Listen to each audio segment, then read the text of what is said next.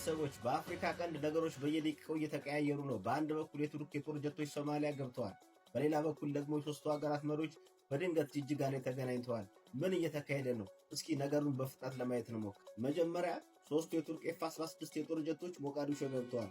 በቱርክ ፓይለቶች ብቻ የሚበሩት እነዚህ ጀቶች የመጡት አልሸባብን ለመዋጋት ነው ቢባልም ብዙዎቹ ግን ቱርክ ለሶማሊያ ያላትን ወታደራዊ ድጋፍ ለኢትዮጵያ ለማሳየት የተጠቀመችበት ጡንቻ ነው ይላሉ። ነገር ግን በትክክለኛው ሰዓት ሌላ ትልቅ ነገር ተከስቷል።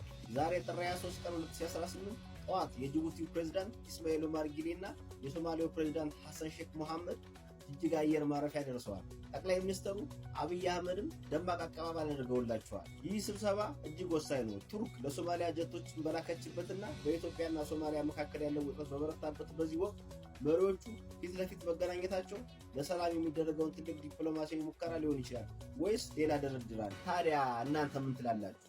የቱርክ ጀቶች መምጣት ወይስ የጅጅጋ የመሪዎች ስብሰባ ነው የአፍሪካን ቀንድ ዕጣ ፈንታ መወሰን የሚችል?